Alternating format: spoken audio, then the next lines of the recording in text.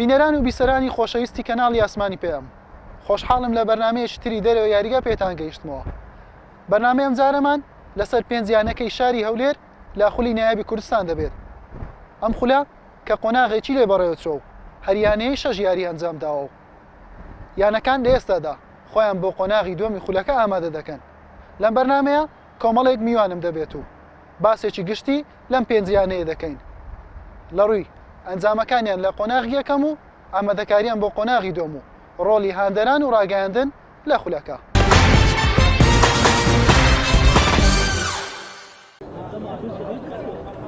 خولی نایابی کوردستان بۆ تۆپی پێ لەم وەرزە لەلایەن یەکێتی تۆپی کوردستانەوە سەرپەرشتی دەکرێت و بەڕێوە دەبردرێت بە ناوی خولی نایابی پێشمەرگەی کوردستان دەستی پێکرد لە 3/11 ئەم ساڵ کە بۆ ئەم وەرزەش وەکو وەرزی ڕابردوو چواردەیانە بە سەردوو کۆمەڵە دابەشکران لە کۆمەڵە یەکەم یانەکانی هەولێر و پێشمەرگەی هەولێر و دوهۆک و زێرەڤانی و نەورۆز و برایەتی و گازی باکوور یاری دەکەن.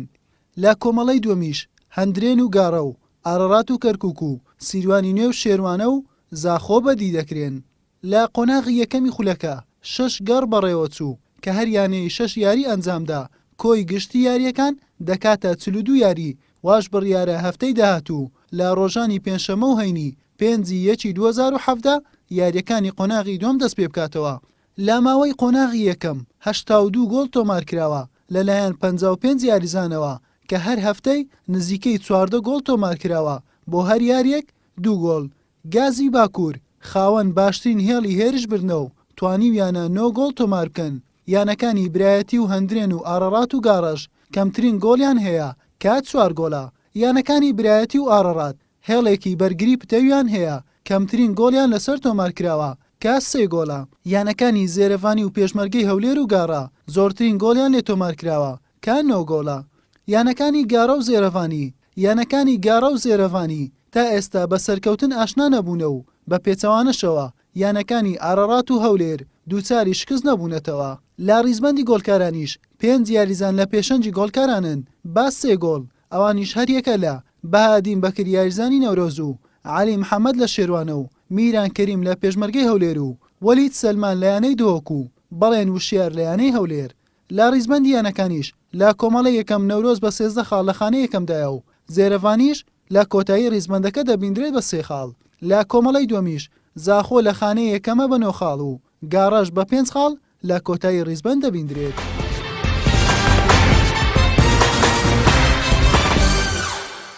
دوای بینینی راپۆرتەکەمان لە ئێستادا دەچمە لای میوانەکانمان و ئەو پرسیاریان ئاراستە دەکەم. ئاستی خولی نایابی کوردستانیان لە قۆناغی یەکەم چۆن بینی و ئاستی یانەکان بەس شێوەیەک بوو؟ سپاسان دەکەم. بەڕاستی خولی ئەم ساڵ جیاوازە ینی خولەکی بەهێزە بەڕاستی تایبەت کۆمەڵی ئێمە ینی ئەو کۆمەڵی ئێمە بەڕاستی ئەودیانە هەر ئەودیانە ڕکابەرەکەن لەسەر یەکەمی ئینجا ئینشاڵە ئێمە بتوانین کە ئەم ساڵ لەو کۆمەڵی خۆمان کە کۆمەڵێکی زۆر بەهێزیشە بتوانین بچینە 4 گۆشەی زێرین. لە سەرەتای خولەکەەوە بەڕاستی بەدەستپێکی خراپ دەستمان پێکرد چەند یاریەکمان لە سەرێک یەکسان بوو. ئەو یارانەش حەقی برنەوەمان هەبوو بەڵام مۆفەق نەبووین. بەڵام شکر بۆ خوا لە کۆتاییەکانی دو یاری کۆتایی توانیمان سەرکەوین و بێنەوە ڕکابەری. سوپاس سەرتا بەنای خوا سوپاس بۆ ئەم دیدارە. ئەگەر باز لە ئەم وەرزەی خولی نایابی پێشمەرگەی کوردستان بکەین دەتوانم بڵێم لە ڕووی شێواز و بەڕێوەچوونی خولەکە هەروەکو پارساڵ بوو بە 2 گروپ بەڕێوەچوو. بێگومان بەڕێوەچوونی هەر خولێک بە 2 گروپ کەواتەوە خزمەت بە خولەکە ناگا. بێگومان هەمویانەکان بەم شێوەش خۆیان بۆ خولەکە ئامادە نەکردتان بڵێم هەروەکو پارساڵ بوو لە ڕووی ئاست و ئەنجامی شۆگەر سیر بکەین یانەکانتانم بڵێم دەکرێت هەندەیانە هەنەکە بە ناوبانجیان زلە و یاریزانی باشیان هەیە بەڵام ئاسیان پێشکەش نەکردێت کە جێی ئومێدی ئێمە ڕاگەاندکاران بێت. توانم بڵێم ئاستی خولی نایابی پێشمەرگەی کوردستان ئەم ساڵ سەرجەمیانەکان ئەگەر چیان دەگەیانە ئاسیان وەکو پێویست نییە بەڵام تان بڵێم ماستەکان لە یەک نزیکن. لە سەرەتا دەستخۆشی لێوێ بەڕێز دەکەم. بەڕاستی یعنی ئاسییانەکان دەتوانم بڵێم لە 80 فەرقیە بوو لەگەڵ ساڵانی پار بەهۆی قەیڕانی دارایی هەم ساڵانی پاریش عینەن هەر قەیڕانی دارایەکە بوو بەڵام ئەو ساڵ جیاوازیەکی زۆرم بینی لە ڕووی بڵێن یاریکردنەکانیان بەڕاستی داوا لە یەکێت تۆپی کوردستان دەکەم حەز دەکەم یعنی ئەو دوو قۆناغە نەمینە بتە یەک قۆناغ بۆ ئەوەی هەموو یانەکان لەگە یەکتر یاری بکەن دوو قۆناغ زۆر زەحمەتە لەگە یانەکە ئێستا خۆ بخۆتان دەبین کە قۆناغی ما یعنی وابزانم قۆناغێکی زۆر یانەکانی زۆر بەهێزی تێدایە لە قۆناغ عینەوە یانەکانش هەر بەهێزم بەڵام قۆناغی ما فەرقی هەیە لەگەر ئەوی مەجموعەکەی تر بەڕاستی داوا لە یەکێت تۆپی کوردستان دەکەم بکرێتەی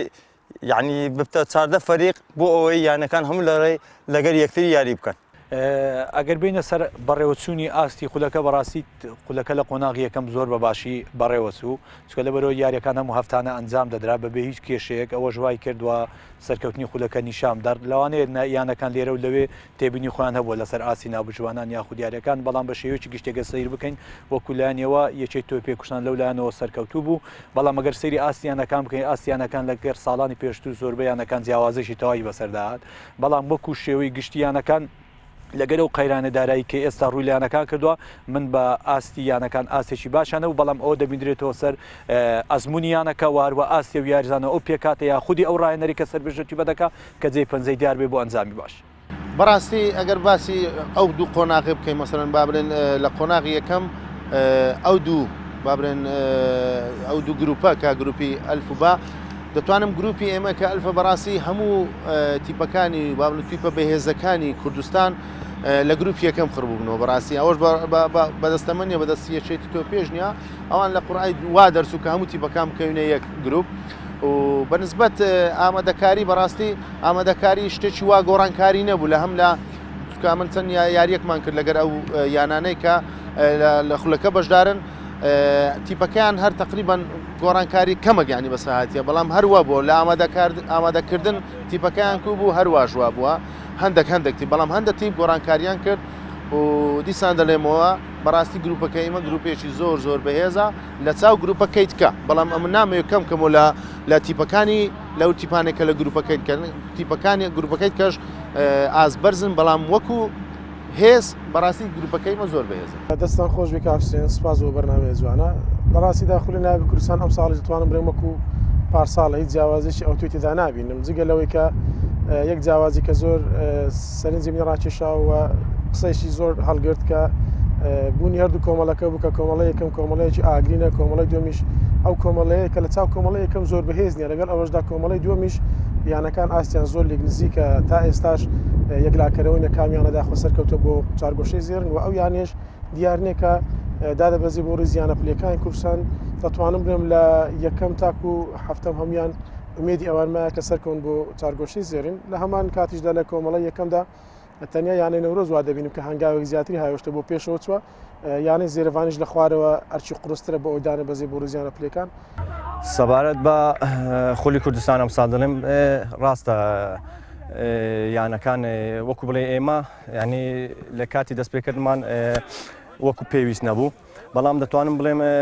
کەەوە دوو ساڵە کە دەبین خولی کوردستان بوویتە دوو کۆمەڵە بەڕاستی ئەوە وای کردووە ڕێژەی گۆڵکردن دەگەر پارساڵێنتر فەرقی کردیا دەتوانم بڵێم ئەو ساڵە کە قۆناغی یەکەم تەواو بوو ڕێژەی گۆڵکردن زۆر کەم بوو وەکو ئەو پارساڵانی تر نەبوو بڵێ سەرتا بەنای خوای گەورە حوسێن وەکو بینیمان لە سەرتای مانجیازدا وەرزشی نوێی خولی نایابی کوردستان کەم وەرزە بە خولی نایابی پێشمەرگە دەست پێ کرد لە یانەکانی هەردوو باڵێن هەر چواردەیانەکە بەسەر دوو گروپ داوەشکان کە یەکێت ناون توپی کوردستان کە ئێمەش لە کۆبنەوە نوێرەکانەوە دەبین یانەکانی باڵێ وەکو پارێزگا دابەشکرد لە ئەنجامی کۆتایی تیری و پشکە پێشبینیمان دەتوانین بڵێن هەرچەندەوە خەتای ئەوان ناگیرێت چوە تیر و پشکەکەەوە دەرچوو یانەکان بەسەر دوو کۆمەڵە دابەش بوون کە دەتوانم بڵێن نایەکسانیەک لە ئاستی یانەکانی هەردوو گروپ هەبوو کەچی لە سەردادا گروپی یەکەم کە یانەکانی پارساڵ کە لە چوار گۆشەی زێرم سیان لەوێن دەربوون کە لە یانەکانی زێرەوانی پێشمەرگەی هەولێر برایەتی نەورۆز گازی باگوور هەموو یانانێک کە دەتوانم بڵێم لە سەرتاوا پێچبینەکە کە ئەوان ململانێک گەیشتن بە چوار گۆشەی زێڕین بکەن ئەوان یانەکان زیاتر کەوتنە گروپی یەکەم گروپی دومیش کە یانەکان دەتوانم بڵێم ئاسیان تا ڕادەیەک لە یەکتر و نزیک بوو ئەمەش دەبین ئێستا کە سەیری ڕیزبندێک بکەین ململانەی قۆنا ئەوە باڵێن گروپی دوم یانەکان خاڵەکانیان لە یەکترەوە نزیکا مشکەوا دەکا باڵێن بردنەوە لە هەر یارێک لە گروپی دوم ڕەنگە یانێک دەخاتە پێشەوەی ڕیزبندی بۆ بە پێچوانە هەر شکستێک ڕەنگە یانەیەک بخاتە دواوەی ڕیزبندی بەڕاستی جەولە یەکەم فەریقەکان هەمووی لێکتری نێزیک بوون یعنی بەڕاستی جەولە چیوان نەبوو ئەوەی ئەو خەڵکە ئەو جەماوەرە لێ چاوەڕان دەکرێت لەبەرێ گۆڵی زۆر تێدا نەبوو یاریزانی واشی هەدافی دەوری کوردستانی تێدانە بتوانی هەموو گەمەکان گۆڵ لە یاریەکان تۆمار بکە یاریزان هەیە گەمەک باشە گەمەک خراپە دوو گەمە باشە سێ گەمە خراپە بەڕاستی یاریزان زۆر کەم بووە لە خولی کوردستان وا خۆشتان دەیبینن خەڵکەکەش دەیبینی و هەوا یاریزانی لە دەرەوەی هەرێم دەینین یاریزانی سووری و یاریزانی عەرەب و ئێرین دەینین ئەوانیش لەو ئاستەینەکە بتوانن لە هەموو یاریەکان گۆڵ تۆمار بکەن بەڕاستی فەریقەکانیش هەمووی لێکتری نێزیکن بە مستەوا بە ئەدا هەمووی وەکو یەکن ینی تەمەشا بکەی لە مەجموعەی ما بە خاڵە سەدارە لە پێش 8 نقطەیە و 7 نقطەیە و 4 نقطەیە بەگەمەکی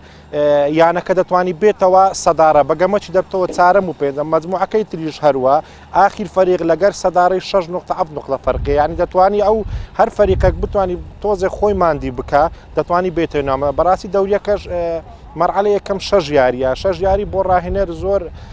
باش نییە لەبەرێ ناتوانێت ئەگەر فەریقێک لە مستەوای خۆی نەبی هەموو گەمەکان ئەداکی باش پێشکەش نەکە بە زەحمەت دەتوانی هەستەوقیت تۆ لە یاریەکانی داهاتوو بەڵێ سوپاس بەو دەرفەتە بەڵێ بەگشتی خولی نایابی پێشمەرگەی کوردستان ئەم ساڵ وەک دەبینین دیارە لە قۆناغی یەکەمی خولەکە تیپەکان هەم لە گروپی یەکەم هەم لە گروپی دووەم بە تایبەتی گروپی دووەم تیپەکان تقریبن لە گروپی دووەم هەمووی یەک ئاز دەبینی ئاستەکانیان لە یەک نێزیکە تیپەکان ئەویش بە هۆکاری زیاتر بەوە دەگەڕێتەوە کە یانەکان وەکو پێویست بەهۆی ئەو قەیراندارایی کە تووشیان بوونیان توانێت وەکو پێویست ئامادەکاری باش بکەن هەم وەکو ئەوەی کە گرێبەز لەگەڵ یاریزانی باش و هەم ڕاهێنەری بە ئەزمون بێنە خولەکان سەبارەت بە یانەکان سەبارەت بەوەی گۆڕانکاری ئەم ساڵ دەکرێت دەبینی لە بینی هەولێر هەم سلێمانی پێشتر وەک دەبینی لە یانەکانی سلێمانی وەکو پێویست ئاسیان پێشکەش نەدەکرد بە تایبەتی یانەکانی ناو شاری سلێمانی بەڵام ئەم ساڵ دەبین یانی نەورۆزیێشەکە لەو تیپانێکە تاکو ئێستا لە گروپی یەکەم سەروی کۆمەڵەکەی گروپەکەی گرتووە دەبینی یەشێکەتی بە بەهێزەکانی خولەکە و بەگشتیش یانەکان دەبینین یانەکانی دەرەوەی شار باشترن نەک ئەو یانانەی کە لە ناو سەقی شارن یاریەکانی قۆناغی یەکەمی خولی نایابی کوردستان لە ئێستادا بە کۆتا هاتووە پێنجیانەکەی شاری هەولێریش هەریەکەی لە ڕیزبەندێکی کۆمەڵەکەیدا دەبیندرێت بەڵام هیچ کامیان خۆیان لە پێشەنگدا نابیننەوە دەمانەوێت ڕای یانەکان و ڕۆژنامەنووسان وەربگرین لەسەر ئاست و ئەنجامی یانەکان ئاخۆ بزانین لە ئاست و ئەنجامی یاریزانەکان ڕازین یاخودنا من لە یاریزانەکان زۆر ڕازیم بەڕاستی بەگشتی هەمیان لە چاو ئەو ئامادەکاری کە کردمان بەڕاستی ئامادەکارێکی لە چاو یانەکانی تر ئامادەکارێکی کەممان کرد بەڵام زۆر لیان ڕازیم و بەڕاستی لە هەموو یاریەکان ئاستی باشیان ئەنجامدایە یاریش بێ هەڵە نابێ ناتوانین هەموو یاریەک یاریزان ئاستی 100% بێ بۆیە زۆر لیان ڕازیم بێگومان گەر باز لە یانەی برایەتیکەی بە تایبەتی لە سەرەتای خولەکە کاتێک کەتە گروپە بەهێزەکەی گوتیان یانەی برایەتی یەکێک دەبێت لەو یانانەی کە بە ئاسانیدا دەبەزێت بۆ خولی پلێکەکان بەڵام دواتر کە تەنها ئەمری واقع وانە بوو یانەی برایەتی توانم بڵێم ئەگەر بەو شێوەیە نەبوو کە لێی چاوەڕوان دەکرا ئاستی باش دەتوانم بڵێم ئەگەرچی ئامادەکاری باش نەبوو لە سەرەتای وەرزەکە هیچ کەمپێکی مەشقی ئەنجام نەدا بەڵام ڕاهێنەر و ستافی دەستەی کارجێڕیانەکە توانیان تیپێکی تا ڕادەیەک باش کۆ بکەنەوە بۆی نەبنە نێچیرێکی ئاسان لە خولەکەدا توانم بڵێم ئەو ئاست و ئەنجامەی کە یانەی برایەتی لە مۆرزدا پێشکەش دەکات تا ڕادەیەک جێگای دڵخۆشیە چونکە ئەم تیپا توانم بڵێم ئەگەر لە جێمی یەکەم زۆر باشیاری دەکات ئەوەش دیارەکە نەکردنەوەی کەمپی مەشقی بەمیانەوە دیارە لە بە تایبەتی لە جێمی دووەم ئەمیانەیە قچە ئەدادێتە خوارێ بەڵام باتێکڕات توانم بڵێم یانەی برایەتی هەم لە ڕووی شێواز یاریکردن بە چ شێوازێک یاری دەکات لە کام هێرش لە کام لە بەهێز یاری دەکات لە کام شوێن بەرگری یاری دەکات توانم بڵێم جێ ئومێدی ئێمە ڕاگەاندکاران بۆ چکانەیە هەری ڕاهێنەر و هەریانەیەک بە پلان یاری بکە بێگومان ئەوە دیارەکار لەسکراوە بەڕاستی لە وەکو ئاست هیچ یاریزانێک لە ئاستی خۆی ڕازی نەبوو بەڵام کە کاپتن دڵشاد بیدایەت کە دوو یاریمان دۆڕان ناگەڕێنەوە سەرەوی کە شکستینە هەموو زۆربەی لە زۆری خەتای یاریزانەکان بەڕاستی دوای پاش دوو شکستی یعنی کاتن فەتحی هات ئەویش توانی لە دوو یاری لەسەر یەک بباتەوە لە سەیەمی یاری دۆڕان لەگە ینی برایەتی لەگەڵ یانی هەولێرش تعادل بووین یعنی بەرەو پێشتر دەچین یاریزانەکان بۆی کە چەند وعدە تەواوماندا کە بگەڕێنەوە سەر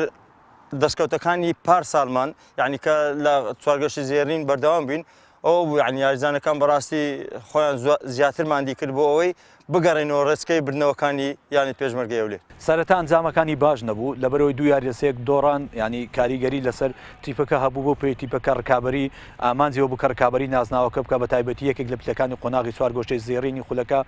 بەدەست بێنێ بەڵام من بەڕاستی هەستم دەکرد دەستی کارژێریانەکەەوە خودی ڕاهێنەری دشاد معروف یاریدەرەکانی پەلەیان کرد لە بڕیاردان لە دەست دەکاریشانەوە یا خود دوورکەوتنەوە لەیانەکە چکە زۆریانەکەی ترمان زۆریانەی تریشمان بینیم و دوو یاری دۆڕانەوە بەڵام هەرمایەوە بۆ نمونە یانەی دۆ کە بینیمان تاکو ئێستاش ئاشتی مستەفا هەر بەردەوامە دواتریش هێنانی فەتحی قەرەنی بەڕاستی هاتنی ئەو وەکو سەرپەرشتی تیپەکە ئەنجامەکانی باش و ڕاستە ڕاهێنەری لاوان بوو بەڵام توانیانەی پێشمەرگەی هەولێر لە دەتوانی بڵێن لە مردنەوە زوندوو بکاتەوە بۆی کە بتوانێت ئێستا دەبینیانەی پێشمەرگەی هەولێر لە ناوەڕاستی ڕێزبەندی کۆمەڵەکە دەبێنرێ ئەوش بێگومان ئەنجامی باش و واجێی پەنجەی ئەو ڕاهێنەرە دیار بۆ ڕاستە ڕۆحیەتێک لە یاریزانەکان هەبوو کە ناوی پێشمەرگە زیاتر بەرز بکەنەوە بەڵام بینیمان لە دوای هاتنی ئەو ڕاهێنەرە ئەنجامەکانی باشتر بوو وەوای کرد دەتوانی بڵین یانەکە زوندوو بێتەوە بۆی بتوانێت هەرچی نەبێ ئومێدێکی بۆ بگەڕێتەوە تاکو لە قۆناغی دووەم ڕکابەریانەکانی تر بکە یەکێک لە پلەکان بەدەست بێنێ. بەڕاستی من بیدایەتی شتێکم باس کرد ئەگەر ئێستاژ یعنی لەو قۆناغەش ئەگەر یاریزانەکان وەکو پێویست بێن لە تیپەکەمان بن ئەمە دەتوانم برێم پشت بەخوا دووبارە دەکەینەوە ینی بەڕاستی نازناوەکە دووبارە دەکەینەوە چکە ئێمە لە تیپەکەمان ڕادەبینین کە بتوانی ئەنجام بەدەستبینی ئەگەر یاریزان چەند یاریزانێک هەیە یاریزانە کوردەکانی دخولی عراقی بەڵام ئەگەر ئەوان بێبەشیان کردین لە تیپەکە دەتوانم برێم دەتوانین یعنی تا عەدێک منافس بین لەناو لە چوارگۆشەی زێڕ ئینشاڵڵا. خۆی هەولێر ئەرچی قورسە هەم وەکو ئەوەی کە مێژوێکی پرشنگداری هەیە لە خولیابی کوردستان کە 3000 پاڵەوانی خولەکە بووە لە هەمان کاتیشدا وەرزی پارساڵە یعنی بۆ ئەوەی هەولێر بەرگری بکە لەو ناسناوە و وەکو پاڵەوان ببینێتەوە لە مەرزەشدا پێویستە باشتر دەرکەوێت ئەوەی کەسە دەرکەوتووە زیاتر بە یاریزانە شەبابەکان یاری کردووە برن لاوەکانی خۆی هەرچەندە من وای دەبینم بەو یاریزانە لاوانە و ڕاهێنەری یوسف کاکی تا ئێستا هیچ دۆڕانێکی نییە بەڵام ئاست و ئەنجامیان بەدڵی جەماوەڕ نییە من پێشبینی دەکەم تەسەوڕ دەکەم بەدڵی دەستەی کارژێری و ڕاهێنەرکە خۆشی نییە بەڵام بۆ ئەوی هەولێر باشتر بەدەکەی پێویستە لە قۆناغی دووەم یاریزانی خۆی ئەوانەی بەتایبەت لە ڕێزی یانەی هەولێر لە خولی عراق یاری دەکەن بێنێتە ڕیزەکانی چونکە خۆ دەزان یانەی هەولێر وەک باسم کرد پێویستی بێ بەسەرکەوێ بۆ چارگۆشەی زێرن بەڵام ئەگەر بەو ئاست و ئەنجامە بە دیارکەوێ من تەسەوڕ ناکەم زۆر نزیک بێت لە چارگۆشەی زێرن چونکە یانەکان لە کەیبرچێکی زۆر بەهێزدان لە کۆمەڵێکم وەک باسشمان کرد کۆمەڵەیەکەم زۆر بەهێزە. ڕاستە ئێمە وەکو پێویست نەبوو بە خۆتان بینیتان لە بیدایەتەوە هەر هەمومان بە تەعادل دەستمان پێ کرد تا ئێستاش دەتوان بڵێم هیچ یاریەکمان لەناو یاریگای خۆمان نەمان برتەوە و گیرێکۆرە ئیشاڵە بتوانین لە مەرحەلەی دووەم ئێمە بەڵێنماندا ئیشاڵە و گیرێکۆرەی بشێنین بۆ ئەوەی بتوانین یاریەکان ئاچەندە ڕاست ئێمە ساڵەکە کە قۆناغی یەکەم تەوا بوو لە پلێ دوێن بەڵام هەموویمان لێک نێزیکەین بە خۆتان دەبین ئیشاڵە بتوانین وەکو پێم گوتی ئەو گەلێکەوەی بکەینەوە ناو یاریگای خۆشمان سێ خاڵ بەدەست بینین. یانی ئاڕات دەبینین ئێستاکە لەگەڵ هاوشان لەگەڵ یانی برایەتی سێ گۆڵیان لێ تۆمارکراوە ئەمەش گوزارش لەوە دەکات کە یانەکە خاوەن بێسترین هێڵی بەرگریە باڵێن بە پشت بەستن بە گۆڵپارێزیی بەتوانش غەفور عوسمان کەویش دەتوانین بڵێن باشن گۆڵپارێزی قۆناغیەکەم بوو یانی ئاڕات بەرگریەکی باش و گۆڵپارێزیی باش و ناوەڕاستشی بەبوونی عەلی عەزیزی باشنی یاریزانی پارساڵ پێکاتێکی باشە بەڵام دەگەر بێت و سەیری هێڵی پێشەوەی بکەین دەبین ئەگەرچی خاون عەبدولقادر تاکە هیچێک لە یاریزانە پیشەگەرە ناسراون کە گۆڵکاری یانی برایەتیش بۆ لە خولی کوردستان لە ڕابردوودا بەڵام دەبینین ئەو ئێستا ئەو دوو هێرش بەرە هاوشان لەگەڵ ئەلێکس ئاگۆی کە ساڵی پار تەنیا لە قۆناغێک توانی هەشت گۆڵ بۆ یانەکەی تۆمارکە بەڵام تاکو ئێستا و یاریزانە نەیان توانیەوە لە هێڵی پێشەوە موفەقون بەگشتی یانی ئاڕات پێم وایە لە قۆناغی دوم ئەو یانەی ئەنجامەکانی باشتریش بێ بتوانێت ململانەی یانەکانی تر بکات بۆ ئەوەی بتوانێت بۆ چارگۆشەی زێڕینی سەرکەوێ کە لە ئێستادا بە جیاوازی گۆڵێک لەگەڵ یانی زاخۆی پێشەن کە 9 خاڵەیە هاوشان لەگەڵ یانەکانی هەندرێن و کەرکووک لە خانەکانی دووەم و سێم و چوارەم دێن بە کۆکردنەوەی هەشت خاڵ. لە خوای بە زیادبی ئێمە زۆر لە یاریزانەکانمان ڕازین لەبەر یاریزانەکانی ئێمە زۆربەی سێ بەشی هەر هەمووی لاوێن بەداخەوە بۆ مامۆستاتەها زۆر بەداخەوە کەوا جێهێشتن زۆرمان پێ ناخۆش بوو ئێمە و یاریزانەکان و دەستەی کارجر زۆرمان پێ ناخۆش بوو کە ڕێوشتن لەبەرەوەی زۆر لەگەر ئەو فەریقەی خۆی ماندی کرد زۆر هەوڵیدا کەوا بتوانێ ئەو فەریقا بکاتە فەریقەکی زۆر باش کە منافەسەی دەوری کوردستان بکە بەڵام بەداخەوە جێهێشتن بەڵێ دەتوانم بڵێم 1970 یاریزانەکانمان لە ناو یاریگا ئەدای خۆیان پێشانداوە. بەڵێ وەک دەزانین تا قادر ئەمساڵ وەکو یەکەم ئەزمموی لەگەڵ خوڵینای پێشمەرگەی کوردستان ئەرچی ڕاهێنەراتیانەی هەندرێنی وەگر دیارە ئەرچی ڕاهێنەراتیانەیەکیش یەکەم ساڵ بۆ ڕاهێنەرێکی هاوشێوەی تا قادر ڕەنگە بڕک ئەستەم بێت کە لە ناو منافەسە نەبووە پێشتر و ڕاهێنەراتیانەی نەکردو لە خوڵینایبی پێشمەرگەی کوردستان چکۆک دەزانین یەکەمین خولە لە کوردستان لە ڕووی بەهێزیەوە دیارە کاکتەها تا ڕادەیەکی باش سەرکەوت و بەڵام ئەوەی کە گرفتی بۆ ئەوان دروست کرد جیاواز لە ساڵی ڕابردوویانەی هەندرێن لە نێویاریگای خۆی باشتر دەبیندرا لە بەردەم هاندەران و هەم لە نێویاریگای خۆی لە دەرەوە دیاتر زیاتر دەوەک دەزانین دووساری شکست و هەم یەکسان بوونیش دات بەڵام بە شێوەیەکی گستی دەتوانم برێم لە چاو ئاستیان باش بوو لە چاو ئەنجامیش بۆیانەی هەندرێن هەر ئەوەندە دەکرات چکەوک دەبینین کۆمەڵێک یاریزانی لاو وەکو پێویست نەیتوانی یاریزانی زیاتر بێنێت بەوەی تیپەکەی بێز بکەوە. دوای ئەوەی گوێبیستی وتەی یاریزانان و ڕاهێنەران و ڕۆژنامەنووسان بووین لەسەر یانەکانی هەولێر لە قۆناغی یەکەم ئێستا دەمانێت ئەو پرسیارە بکەین کەەوە یانەکان چی بکەن بۆ ئەوەی لە قۆناغی دوم سەرکەون بۆ قۆناغی کۆتایی دەمانێت ڕای یانەکان وەربگرینکەوە چۆن خۆیان ئامادە کردووە بۆ قۆناغی دوم وەروە چ گۆڕانکاریە چەندە تیپەکان ئەنجامداوە بۆ ڕۆژنامەنووسانیش پێیان وایە یانەکان چی بکەن تاوەکو سەرکەون بۆ قۆناغی کۆتاییوە چەند یانەیان دەتوانێتن سەرکەوێت بۆ قۆناغی چوارگۆشەی زێڕینی خولەکە. وڵی ئەمە گۆڕانکاریمان کردووە یاریزانێکی زێرەوانیمان هێناوەتە تیپەکەمان و یاریزانێکمان دەستبەرداری بووین بەڕاستی بۆیە ئەمە لە قۆناغی دووەم ئەمە ویستمان چەند یاریزانی تریش بێنین بەڵام بەهۆی قەیرانی دارایی و نەماتوانی بەڵام ئینشاڵڵا بتوانین لە قۆناغی دووەم ڕکابەر بین بۆ چوارگۆشەی زێر. نەبوونی هێرشبەرێکی گۆڵکار لە یانەی برایەتی وای کرد کە لە زۆربەی یاریەکان خاڵ بەدەست نێنێ چکە گوتم یانەی برایەتی با شێوازێکی باش لە ڕووی بەرگری و هێڵی ناو ڕاستۆ یاری دەکرد دەتوانی تۆپەکان بگەێنێتە ناو هێڵە سزایەتی بەرامبەر بەڵام ئەو هێرشبەرەی نەبوو ئەو یاریزانانی نەبوو کە یاریەکان بۆ یانەی برایەتی یەکلا بکاتەوە بۆ ئەوەی بۆ قۆناغی دووەم کە یانەی برایەتی بێوێت بە هەمان سیناریۆی قۆناغی یەکەمدا تێپەڕ نەبێت دەبێت بیر لەوەی بکاتەوە هێرشبەرێک بێنێت بۆی گۆل لە تۆمارکان یاریەکانی بۆ یەکلا بکاتەوە چکانەی برایەتی هەردەم لە بەرامبەر یانە گەورەکان باش دەردەکەوێت کەواتە ئەوەش دەسلمێنێ کانەی برایەتی ئامادەیە بۆ خولەکە گەر من پێم وایە دەستەی ڕاهێنەرانی یانەی برایەتی بیلۆ بکەنەوە لە جێمی لە قۆناغی دووەم یاریزانێکی هێرشبەر بێنن هێرشبەرشی ڕاستە هەیتیان هێرشبەریان هەیە بەڵام هێرشبەرانە ئەمساڵ ناتوان گۆڵ تۆمار بکەن و سێخاڵ یاریەکان بۆ یانەکان بخۆزنەوە دەبیانێ برایەتی بیر لەوە بکاتەوە هێرشبەرێک بێنێت بۆ یاریەکان یەکلا بکاتەوە بتوانێت سەر بکەی بۆ چوارگەشەی زێڕن. طبعا ئێستا یانی پێشمەرگەی هەولێر ینی هیوایەتی یاریزانەکان ئەوەیە ململانەی ئەوە بکە بکاتە چوارگەشەی زێڕین بەڵام وەختەکەی کە هاتنی کاتن سەمیر وەختەی بلێم زۆر کەمە کە هاتەوە ناو یاریزانەکان ئیشاڵە بە هیمەتی وی و یاریزانەکان و دەستەی کارجێری ئەومان ئەوەیە کە ڕەچاوی پارساڵ بکەینەوە کە دەستکەوتەکان عینەن وەکو پارساڵ بگەڕێنەوە یانەی پێشمەرگەی هەولێری. قۆناغی دوم بەڕاستی من وای دەبینم قۆناغی دوم بۆ یانەی پێشمەرگەی هەولێر یەکجار ئەستەم دەبێ بەو پێ یانەکە ڕکابەری دەکاوە هەروەها یانەکانی تریش هەموو هەوڵ دەدەن خاڵ لە یانەی پێشمەرگەی هەولێر وەربگرن بۆیە پێشمەرگەی هەولێری شەڕی سەرکەوتن دەکات بۆیە بۆ یانەی پێشمەرگەی ئەستەم دێ من پێشبینی دەکەم سەرکەوتن بۆ یانەی پێشمەرگەی هەولێر ینی کراوەیە لە بەردەین بتوان سەرکەوێ بەڵام ڕوبەڕووی ئەستێمێکی زۆر دەبێتەوە بەو پێی چەند یاریزانێکی دیاریانەکە کە لە ساڵانی ڕابرد لەو یاریان دەکرد یانەکان جێشتۆ ئەمەش هەم ئەرچی ڕاهێنەر و هەم ئەرچی تیپەکەش ئەستەم دەکات لە ڕوبەڕبوونەوەی یانە گەورەکانی کۆمەڵەکەت. ئێمە گۆڕانکاری وەکو زیادکردنی یاریزانان نیتمان بەس ئەمە توانیمانە ئەو چەند ڕۆژەیان بڵێن چەند ئەو دوو ئەفتەی کە لە بەردەستمانە توانیمانە زیاتر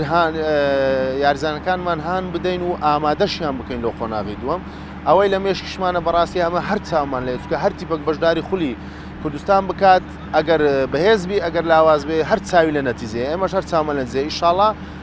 وا دەکەین ئەگەر ڕێک بکەوی وا بکەین لە بۆ نەتیجەکە هەوڵ دەدەین ئینشاڵڵا. وای من هەمیشە لەگەڵ ئەودام کە زۆرترین یاریزانی لاو لە پێکاتی هەموو یانێکدا هەبێ هەولێر ئەو ئەنجام ئەو ئامانجەی پێکاوە کە زۆربەی یاریزانی لاو یاری دەکەن و ئەنجامەکانیشان بە گوێرە یاریزانەکان لە ئاستیان کەم ناکە بەڵام بەهۆی کەم ئەزمونیان لە خولەکە دەتوانم لەم ئێستا زۆر باشیشن بەڵام وەک باس کرد بۆ ئەوی هەولێر چی بکە بۆ ئەوی سەر بکەوێ بۆ چوارگۆشەی زێڕین پێویستە هەندێک یاریزانی ئەزموندار بەتایبەت ئەو یاریزانانەی کە ئەزمونێکی زۆریان هەیە لە خولی ناوی کوردستان ئەوەکو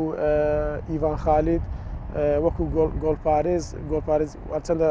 دیدار حامد ئێستا گۆڵپارێز ئاستی زۆر باشە من گۆڵپارێز بە ئەوە نبینم یعنی بە کەم و کوریانی هەولێر بەڵام یاریزانی وەکو ئیڤان خالید و دیار ڕەحمان و زۆرێک ئەوانەی بەتابەت یان فەرحان شوکر لە هێلی پێشەوە کە زۆر ئێستا هەولێر پێویستەتی بە گۆڵکارێکی واکە لە ریزەکان یاری بکە دەتوانم بڵێم ئەوە تاکە چارەسەرە بۆ ئەوەی هەولێر بتوانێت ئەنجامەکانی باشتر بێ و سەرکەوێ بۆ قۆناغی چوارگۆشەی زێڕین. لە ینی گۆڕانکارێکەوە ئەنجامان نەداوە تەنها دەتوانم بڵێم یەک یاریزانمانەوەی بە خۆتان بینیتان ئەوڕۆ یەکەم ڕۆژە لەگەڵمان مەشق دەکە مازمێکی عەرەبمان هیناوە ئێمە بەڵێنماندایە ئیشاڵڵا لە قۆناغی دووەم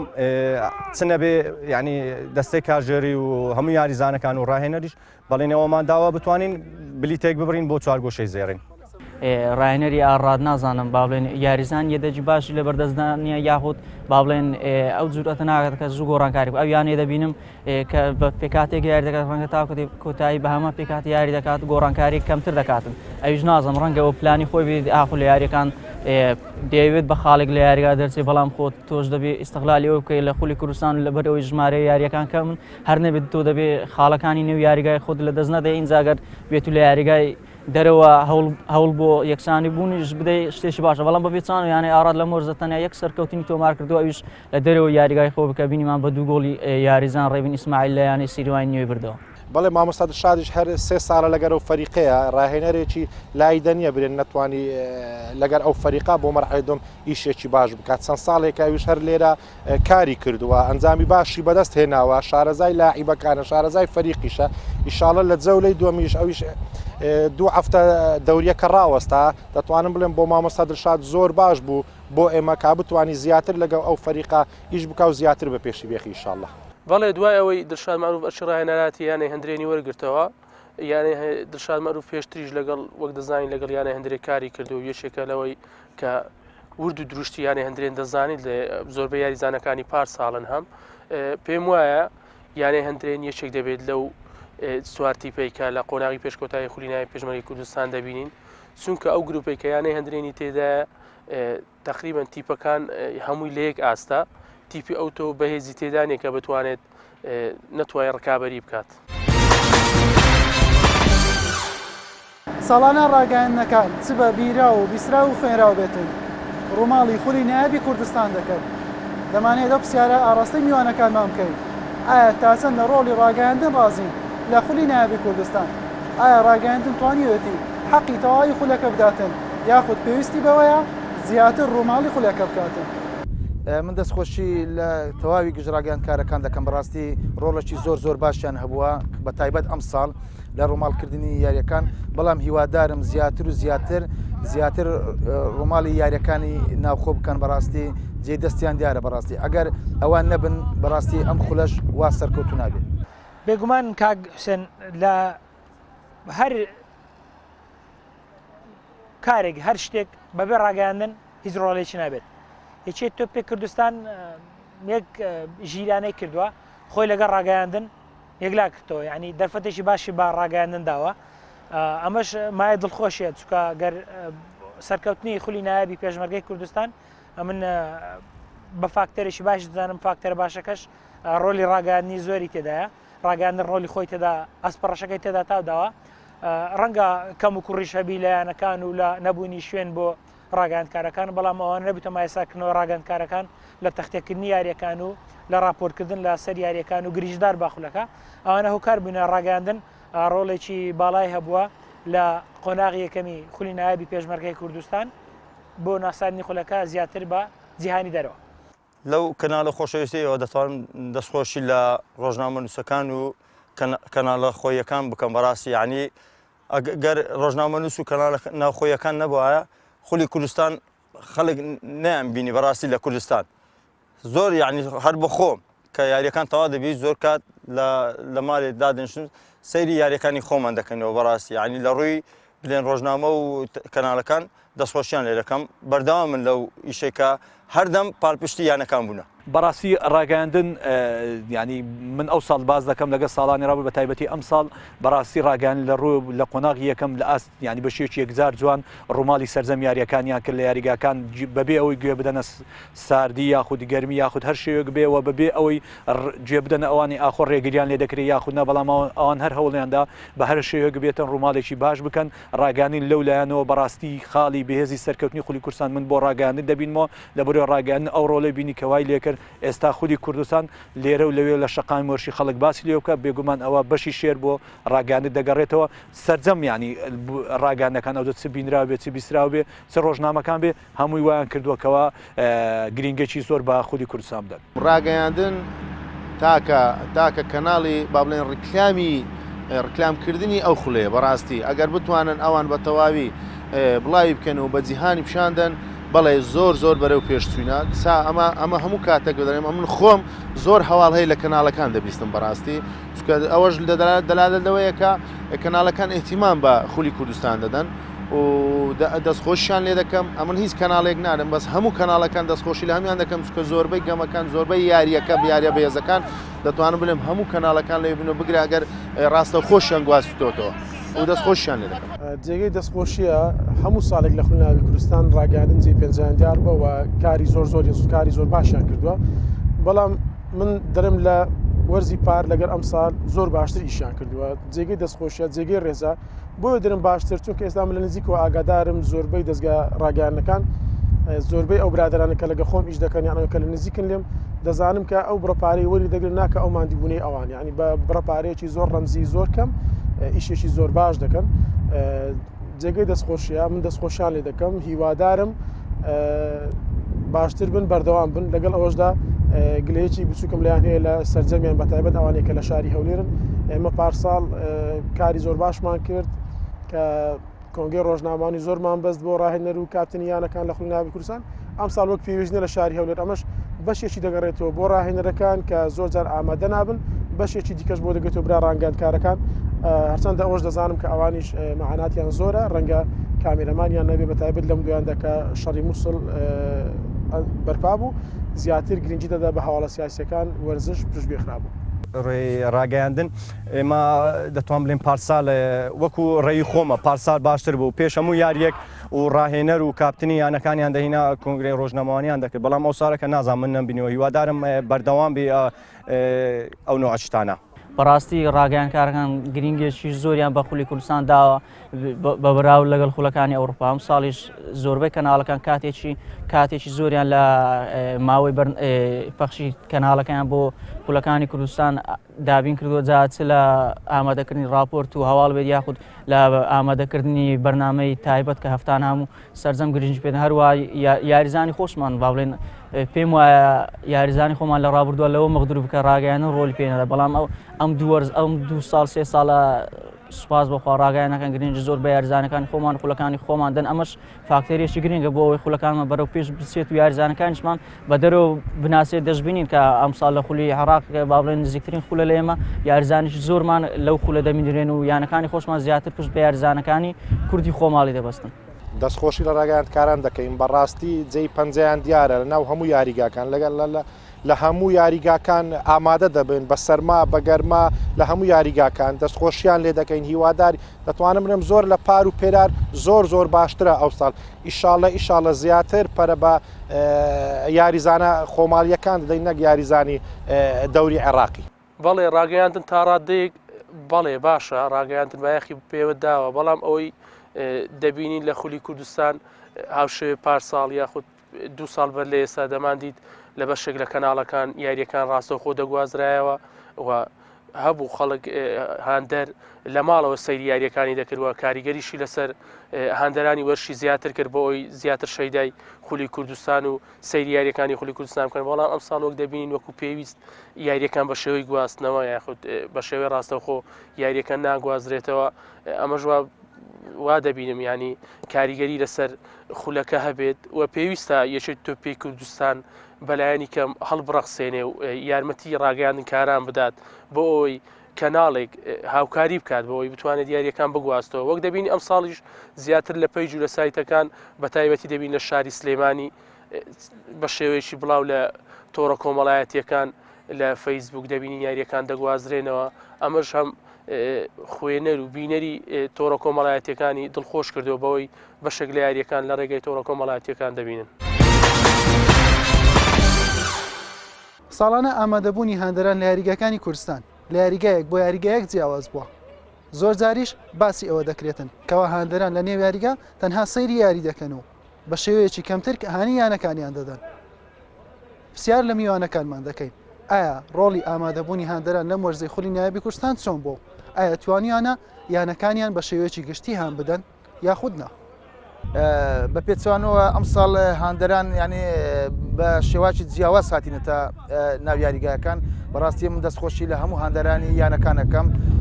هاانی تیپەکەیانە دەن و هاانی تیپی بەرامبەریش دەن من هیوادارم ئەو هاندەرانە زیاتر و زیاتر هاانی تیپەکەیان بدەن و ڕێز لە تیپی بەرامبەریش بگرن. خەمساردیانەکانە وای کردووە کە تەنها هاندەر دێن لە پەیجەکان سەیری یاریەکە دەکەن هانی تیپەکان نادەن ڕەنگە ئەو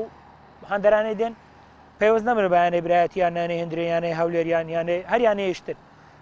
بەس ئەگەر یانەکە لە سەرۆگیانە و لە ستافی ڕاهێنەرانیان دەستەی کارجێربی لۆ بکەنەوە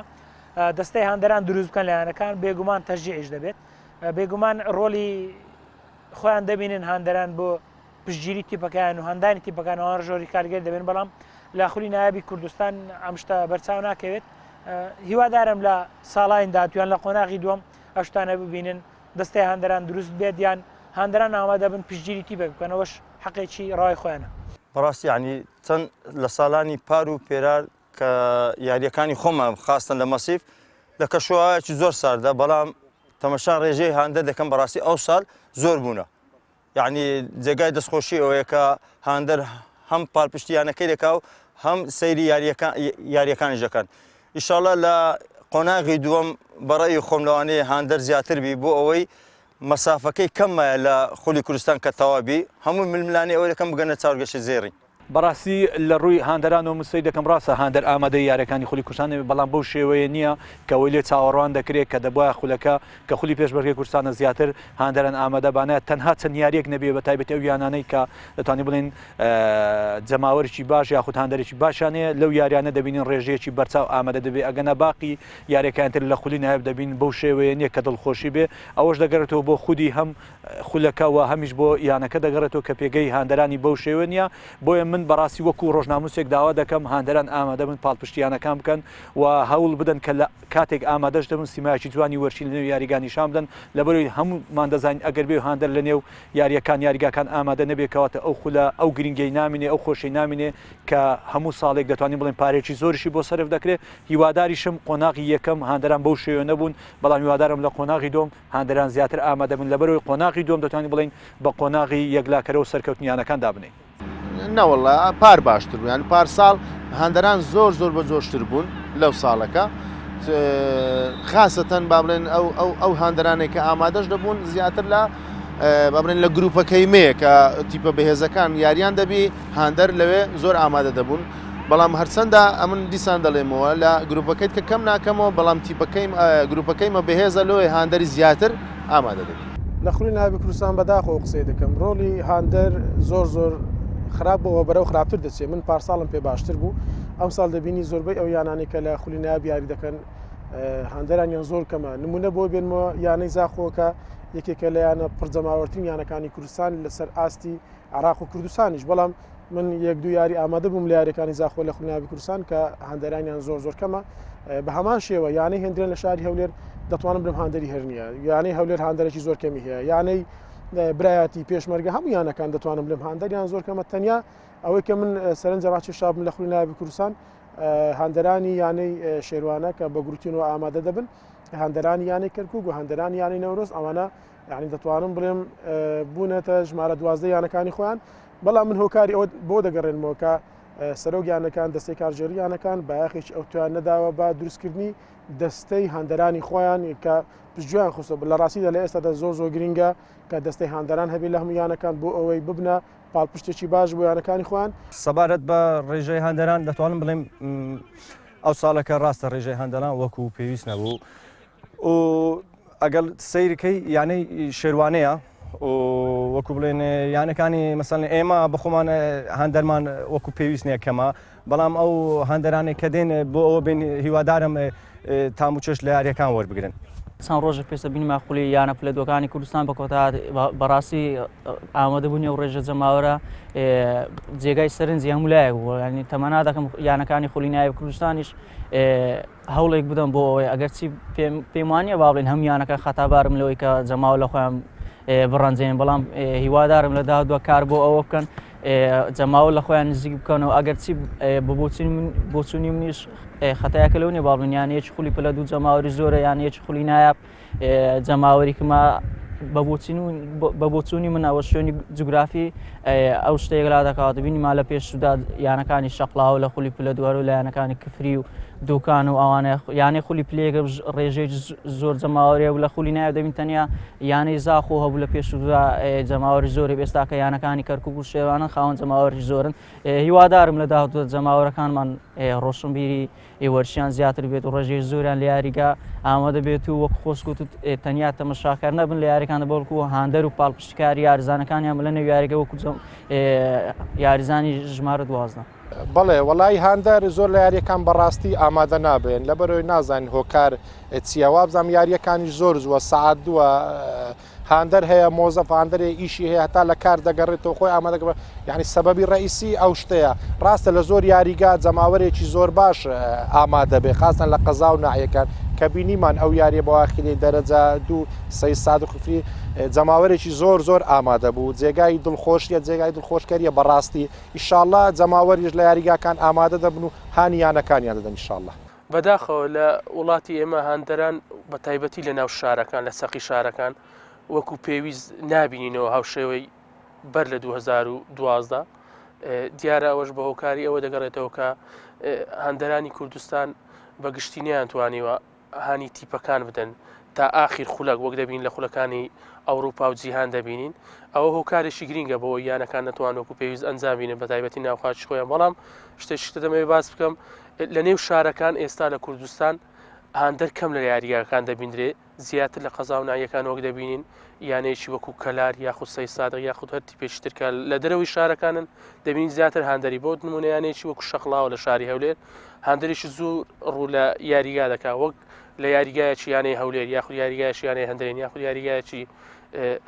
برایەتی کەمتر هاندەر دێنە ئەو یاریگانە و هۆکارێکی گرینگیشە هاندەر بەڕای من بۆ سەرکەوتنی تیپ و پاڵپشتیکردنی تیپ بۆی هەم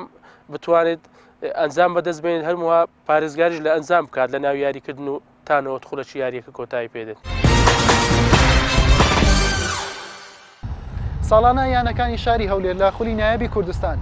بەردەوام ئەنجامی باشیان هەبوو یانەکانی سەری و ڕیزبەندی خولەکە بوونە و زۆرترین نازناویشیان لە خولەکە بەدەستێناوە. ئەو پرسیارە ئاراستەی میوانەکانم دەکەم کەوا ئاستی یانەکانی شاری هەولێر لە قۆناغی یەکەم چۆن بوو ئایا چاوەڕوان دەکرێت چەند یانەیان سەرکەون بە قۆناغی کۆتایی خولەکە. بەڕاستی یانەکانی هەولێر بەگشتی هەموو یانەکانی کوردستان بەس بە تایبەت یانەکانی هەولێر ئاستیان زۆر باشە بەڵام ئەمە ئەوەش نابێتە ینی ئەوەی کە لە قۆناغی یەکەم لە پێشنگدانینا بەڵام من بەڵێن دەمێم لەوانەیە لە قۆناغی دووەم ئەم تیپانە ڕکابەر بن بۆ 4 بۆ 6 زێر. بێگومان ئەگەر باز لە پێنجیانەکەی شاری هەولێر بکەین بەبێ جیاوازتان بڵم هەر پێنجیانەکە ئاستیان لێک نزیکە چۆن هەیە هێڵی بەرگری باشە هێڵی هێرشبەری خراپە هەیە هێڵی هێرشبەری باشە هێڵی بەرگری خراپە هەیە هۆردوو باشە گۆڵ تۆمار ناکەن من پێم وایە و پێنجیانەیە کە ئەمساڵ بەشدارن لە خولی نایابی کوردستان بڵم ئاستەکانیان لێک نێزیکە هەندێکیانە هەیە لە هەندێک باشترەوەش ڕەوایە لە هەموو یانەیەک و لە هەموو جیان وایە ینی تۆپی پێ هەندێکیانەیە لە هەندێک باشترە بەس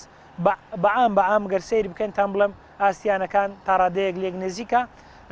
من پێم وایە لە قۆناغی دومیش پێنجیانەکەی شاری هەولێر من پێم وایە ڕۆلیان دەبێت بۆ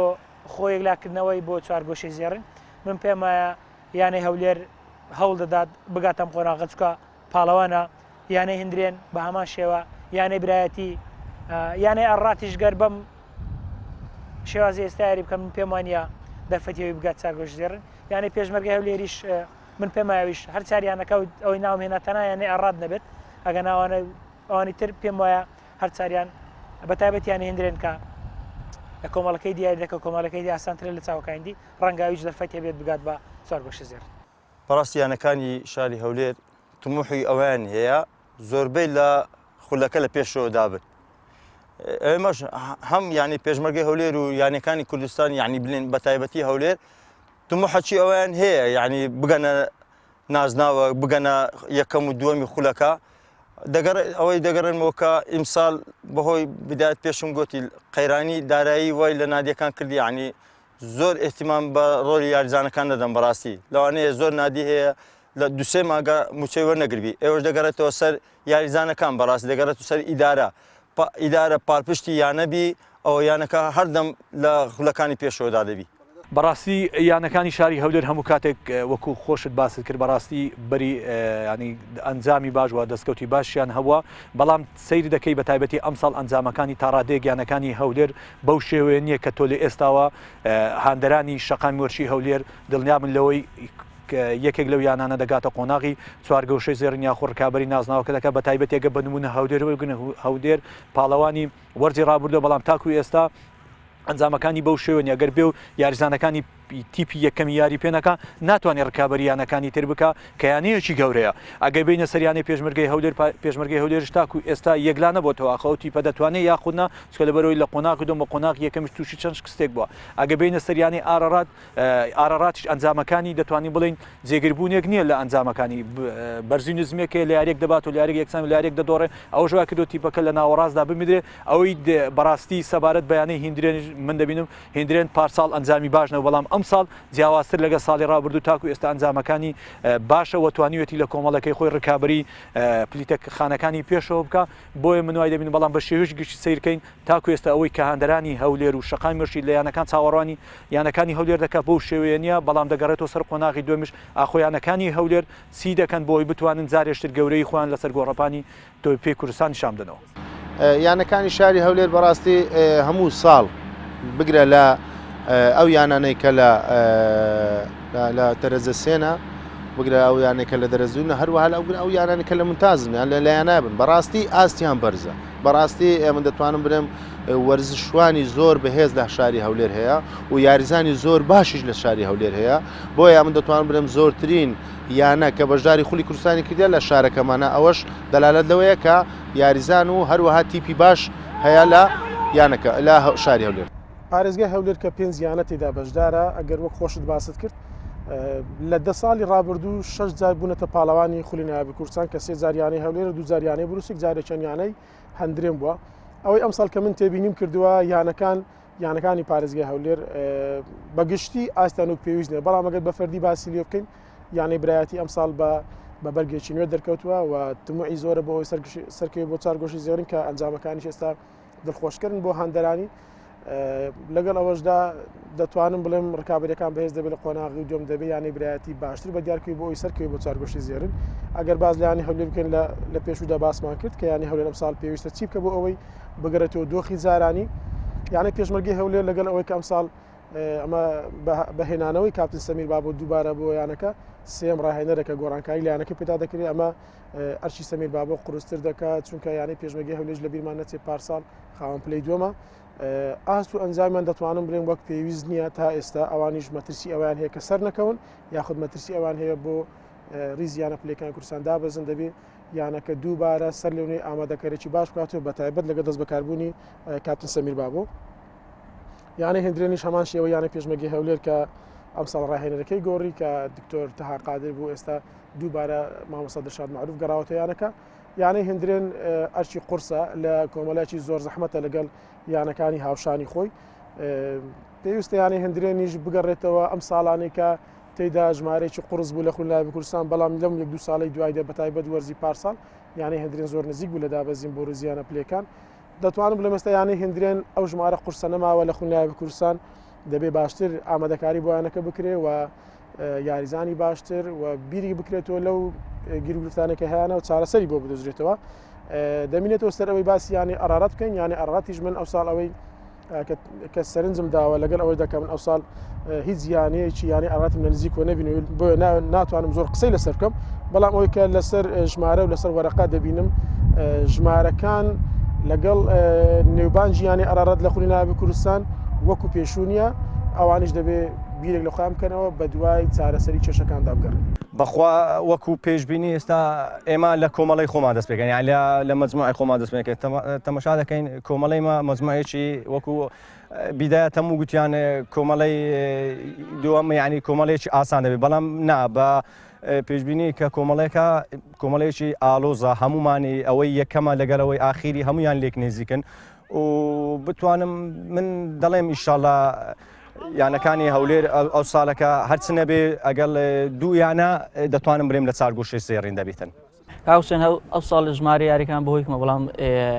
ڕەنگە یانەکان هەر یارێک بن قەرەبووکردنەوەی ئەنجام یاریەکان هەندێک ئاسان نەبێت بەڵام یانەکانی شاری هەولێر بە بەراورد لەگەڵ یانەکانی شارەکانی کەرکووک و دووەک سلێمانی گەرسیانی نەورۆز ئێستا لە پێشەنجی گروپیەکەن بەڵام پێم وایە یانەکانی هەولێر لە قۆناغی دوومەنجامەکانیان باشتریش دەبێت یانەکانیەوە برایەتی